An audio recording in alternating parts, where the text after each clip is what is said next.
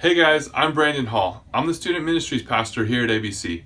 Thanks for stopping by our High Life channel. Enjoy the message from last week. Hey, my name's Zach. If you don't know, I'm the junior high director here on campus, and I also have the immense privilege of having so many of you in a history classroom or a leadership classroom or on a basketball court or in a hub group. And man, I just love that you're here. I love that you come faithfully in the middle of a week. And I know how busy high school can get. I know how hectic high school homework is and how crazy sports schedules and family life is. And I love that you're here. So just thanks for being here, and thanks for just coming and being willing to listen to truth, hard truth, each week. And it's just really cool to see you here. And so I'm going to start tonight just by saying this is one of the harder messages that I think I've given in terms of kind of hard truth. And I talked to the junior hires. I gave it to the junior hires last night from the junior high perspective. I'm going to give it a little more of a high school perspective tonight. And I'm just going to challenge you to hang with me a little bit tonight. I'm going to throw out some things that maybe you might wrestle with tonight that are different than things you've thought about before. And I just want you to really wrestle tonight and then go into hubs just asking questions of your leaders. So can you do that for me? Yes? Yeah. Cool. All right, hey, let's pray real quick and get it kicked off. God, thank you so much for this day and for the chance to be here to preach to this wonderful group of young men and women who are just here for you, Jesus. We are all here for you. And God, would you work through these words tonight? God, would I decrease that you may increase in this place? And would you be present? Would you be glorified in our lives? Amen. So guys, a lot of you know my wife, Alexa. She's awesome. She does worship a lot in church. She was here at High Life last year, and she loves plants. Like, loves them. Anyone have a bunch of plants in their house? Like, your parents just love plants. Now, our landlords, they're sitting out here right now, so I won't, one time we were like, hey, can we get giant dogs? And they're like, no, you're gonna wreck our brand new house. So I was like, fine, we'll get a bunch of plants. And so now our house, it feels like a rainforest. And I walk into the door, and Alexa, like, almost every day is like, here's another one. It's another baby. It's a child. And like, we don't have kids yet, so like, the plants are her babies. And I hate them. I hate my kids. And here's the thing, it's not that I don't like looking at, I love plants. I love looking at them, it's awesome. I hate taking care of them. It makes me fearful when I'm a dad one day. Like, I hate taking care of the plants. There's so many different ways you can kill a plant. Did you know this? There's so many different ways. You could drop the pot. Did that once. You can overwater the plant. How do you overwater a plant? They love water. You can overwater a plant. I drowned one of my babies once. You can underwater a plant. I starved it. You can put it to get too much sunlight and then it dries out, or not enough sunlight. They're so finicky like that. There's so many different ways that you can damage these plants, and you've got to be really careful to preserve them. And my wife went on a 4-day trip to go see her parents a while ago, and I had to stay back and work. I couldn't get the time off. And she's like, take care of my plants, bye. But she didn't tell me how. And there's like 30, and they're all different. They're all unique. It was like the scariest 4 days of my life. Like, scary. I was like, she's gonna come home, all our kids are dead. Like that's not good. You know, like, my family has a lot of fascination with plants. I grew up on this almond ranch and in Paso Robles, and so my family had like 120 acres of almond trees, right? And my uncle, he would go out because he really cared about the almonds, and he calls them the fruit because that's what they produce, even though they're not really fruit. But the fruit of the almond, the fruit of the trees is the almonds, and he was really concerned about protecting them. And what he told me is, he goes, you know, Zach. Actually, he said it more like this. He had a little bit of a tough accent. You know, Zachary, listen. There's squirrels out there, and they'll kill them. I'm like, dude, what do we do? He's like, we shoot them, right? Like, so what he did is every day, no joke, he'd go out on his porch, he'd have his coffee and his shotgun, and just sit. Now, there's a road that's by there, so it must be terrifying for a lot of these cars, like, oh, that's poison. But he's just sitting there, waiting for the squirrels to come up, because what he said is that a squirrel can completely strip an almond tree in 45 minutes. 45 minutes unattended, a squirrel completely strips an almond tree, or a pack of squirrels, or nest, or whatever you call them. And so, every day, he's out there shooting. And then he'd keep like a tally mark. He kept like a squirrel killing journal. It was creepy. And then every year, Guess how many I killed this year? Yes. I don't know, man. I don't know. 1,028. What? You killed the 1,028 squirrels? Where do you put them? Do you like frame them? Right? He's like, I'll let the buzzards eat them. That's what they deserve. Okay. Easy. But see, the point is, sorry if you love squirrels. I'm really sorry. The point is that my uncle had to be near the fruit. He had to be near the fruit, and then he had to take things away that would harm it, and he had to be constantly vigilant with it. The Bible talks a lot about plants too, and Jesus, when he was walking around, he gave a lot of plant metaphors, because that's what the people understood and they knew. So in John 15, if you have your Bibles with you, or your phone, and I'm going to have to do something kind of unique tonight. I actually, maybe Brandon's done this before, I don't know. I did done this with my hub group before, and I'd love you to actually take out your phone tonight, if you have it, even if you have your Bible. And at some point tonight, if I say something that stirs something in you, or you're like, I never thought of it that way before, or you have a question or a comment, I want you to text it to your hub leader. And if you don't have your hub leader's number, you should get it tonight. Or text it to another friend, or just kind of hang on to that. But I want you to send that text out. I give you full permission to use your phone, not to play Clash of Clans. Okay? High schoolers play that? That's just cheating. Okay. You guys are way too cool for that. All right. So text it to your hub leader at some point tonight. So let's take a look at John 15, verse 1 through 5. Jesus says, I am the true vine, and my Father is the vine dresser. Every branch in me that does not bear fruit, he takes away, and every branch that does bear fruit, he prunes, that it may bear more fruit. Already you are clean because of the word that I have spoken to you. Abide in me, and I in you. As the branch cannot bear fruit by itself unless it abides in the vine, neither can you unless you abide in me. I am the vine, you are the branches. Whoever abides in me and I in him, he is that bears much fruit. For apart from me, you can do nothing. You know, Jesus walked around a lot, and he said I am statements. Yeah, he walked around a lot. He walked around a lot and said a lot of I am statements in his ministry. I am the way. I am the truth. I am the life. I am the good shepherd. I am the vine.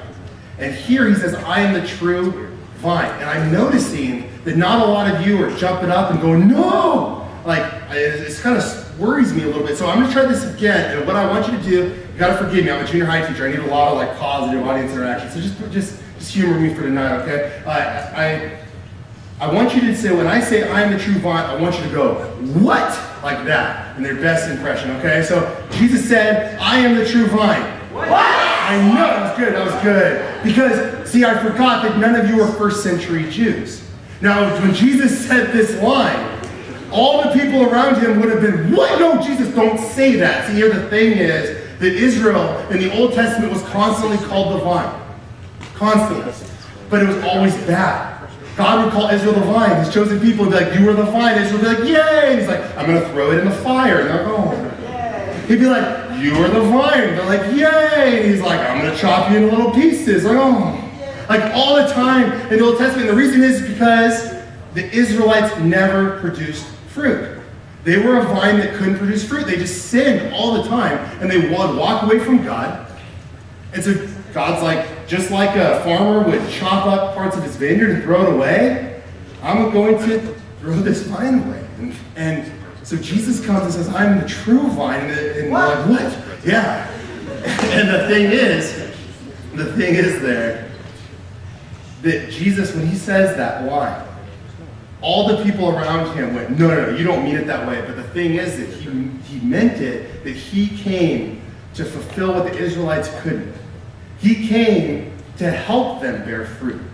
And so where he says, apart from me, you can do nothing, that's because apart from Jesus, the Israelites were couldn't bear fruit. That's why he's the true vine. And so my first big point tonight, and it's a kind of a startling point, and I hope it's one that, because it scares me a little bit when I read it.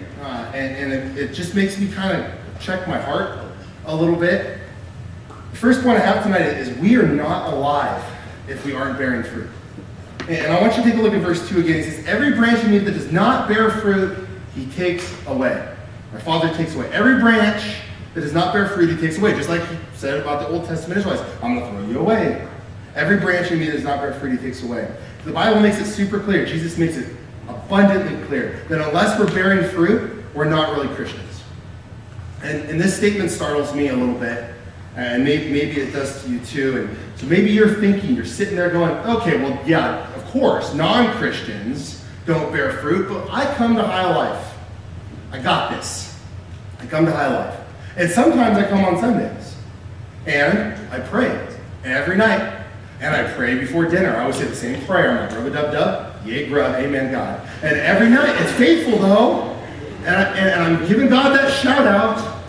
So I'm totally bearing fruit. But here's the thing, that's not what Jesus is saying here. That's not the kind of fruit he's talking about. Because you know who else bared that fruit?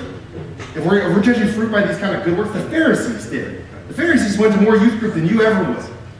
They knew the Torah, they knew the Old Testament, they knew it back and forth. They knew the words of God so well. They studied it, they memorized it, they kept trying to trip Jesus up with it, because the thing is they were obsessed with doing things about God instead of doing things with God, and there's a huge difference there. And sometimes we as Christians, we're obsessed with doing things about God, and we won't do things with God. And the kind of fruit that Jesus is talking about, in order that we're not like the Pharisees, is found in the Bible too. It's in Galatians 5:22 and 23. Some of you have probably seen this verse before. It says, but the fruit of the Spirit is love, joy, peace, patience, kindness, goodness, faithfulness, gentleness, and self-control. I want you to look at this verse real quick on the screen. And I want you to tell me, because this is what the Spirit produces. I want you to just kind of show me in your hands again. I apologize, humor me, audience participation, all that. I want you to count how many fruits of the Spirit there are. I want you to show me on your hands like this. How many fruits of the Spirit? Out there in the crowd. I see 3 for some reason. I see lots of 9s, and 8, and 10, 9. Oh man, I don't know who your math teachers are. Okay, cool. So we look at this, and it looks like there's 9. And this blew my mind, guys. I was preparing this message, and I've read this verse so many times. I sang a song about it at the little Lutheran school I went to growing up. I thought I knew it and got it. And it wasn't until I was preparing this message, I looked at this verse, and I was like, wait, there's 1. Look at it. The fruit of the Spirit is. It doesn't say the fruits of the Spirit are. The fruit of the Spirit is. It's collective. Sometimes we think, oh, well, I've got the first 4. I'm good. No. We need all 9 parts. It's 1 fruit. The fruit of the Spirit is love, joy, peace, patience, kindness, goodness. It's collective. And you can't just kind of pick and choose which part of the 1 fruit you're bearing. If you're not bearing the fruit, you aren't bearing fruit. And so now you're probably sitting there going like, oh, well, there's no hope for me then. There's no hope. I don't do all 9 parts of that 1 fruit. I can't get to God that way. You're right. Me either. There isn't one of us in this room, myself, Brandon, any of your hub leaders, that I said those 9 parts and everyone's like, got it, moving on, perfect in it. But that's the thing. The second point I want to make tonight is that we remain or abide with Jesus so that he can help us bear fruit. Check out verse 3. It says, already you are clean because of the word I have spoken to you. Jesus, as soon as he says, those not bearing fruit get thrown away, those who bear fruit get pruned, but you're already clean. I've spoken this word to you. And that's what Jesus is basically presenting the gospel to his followers here. And he's saying, look, I know you struggle with producing the fruit of the Spirit. I get it. It's hard to produce all those parts. Good thing it's not on you. It's on me. I'm the vine. I'm the true vine. I did what you couldn't. And you have my Spirit living within you when you remain in me. And that's the key. That's why it's not called the fruit of the Zack. It's not called the fruit of the Brandon. It's not called the fruit of the Loom. It's not called the fruit of the high schooler. It's called the fruit of the Spirit. And we're clean. And then I wrestle with this. I go, well, wait, so how am I different than all these branches that get thrown away? And it's not because I tried super hard. It's not because I believed and I trusted that Jesus is the only true vine. I'm sorry, it is. It is because I believe. It's not because I try super hard to try to get there on my own. The stark contrast there is I believe that Jesus is the true vine. And I remain in Jesus. And when I'm remaining in Jesus and fully submitting to Jesus, I find that his Spirit helps me produce that fruit. And that's not to say that going to youth group, praying, reading the Bible, those are not bad things. Those are great things. They bring you closer to God, but it's only when you're doing it with God, when you're remaining with God, that those are good things. And so that word, abide, that Jesus uses over and over, just means to remain, to be in his presence. And so then practically speaking, as a high schooler sitting in this crowd, how do we remain with Jesus? And I want to challenge you tonight to find some things that will stir your passion for God. Find some things that will fuel your passion for God. For me, some of the things that fuel my passion for Jesus, I'm not a morning person, but I find that when I get up early and I go into my classroom with my cup of coffee about 45 minutes ahead of my students, and I sit down with the Word of God and I read it, there's just something about that that just fuels my passion for Jesus. It's just me, and I can just hone in on God's Word. It's huge for me. For me, mentoring people and like seeing them grow and watching God's Spirit kind of move them, that fuels my passion. I love hiking with my wife. I love looking around God's creation. It fuels my passion for Jesus. I love listening to music that produces imagery about God's creation and how good He is. It fuels my passion for Jesus. These things make me passionate, and I find that when I'm doing them, that I'm abiding in Christ and I'm producing more fruit. And what about you? You're going to ask yourself, what fuels your passion for Jesus? If you don't know where to start, ask your help leader tonight. And some of the things that don't fuel my passion for Jesus, quite honestly, when I engage in watching too much TV, not that TV's a bad thing, but I'll find myself just, if I'm not careful, I can just be like, I want to watch this. I'm going to watch this. And I start becoming numb to the things of this world, not even looking at like garbage, but just looking at stuff that just takes me away from Jesus. It's not necessarily bad, but I find myself being drawn away from Jesus because of it.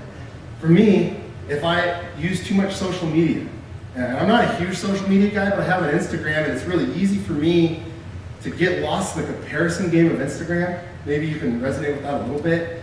Comparing myself to people, measuring up to people, it doesn't fuel my passion for Jesus. When I listen to song lyrics that have negative imagery, negative lyrics, it takes away my passion for Jesus. And so I will challenge you tonight and find what you're passionate about, what moves you closer to Jesus. And then the third point that I want to make for you tonight is that in order to continue to produce fruit, we need to be pruned. And this is another hard truth, because we look at verse 2 again. It says, every branch in me that does not bear fruit, He takes away. That was that first point. And every branch that does bear fruit, He prunes, that it may bear more fruit. So pruning is this idea of cutting away certain parts of the plant, right, to make it easier for more growth. And when Jesus says that we've got to be pruned, here's what He means. I think He means a couple things here, but a big one is that God is going to prune us by helping remove sin from our lives. And I think sometimes we think that when hard things happen to us, or like we're challenged in the way of removing sin, that's an issue, and then we're being disciplined and we can't handle it anymore. But the thing is that discipline is actually an act of love. And that God disciplines those who He loves. And when those things kind of happen, it's for correction and for more growth for us. And the second thing that it could mean here a little bit too is that we may need to examine our own lives. We might have to prune back some of the things that help, that kind of keep us from producing fruit.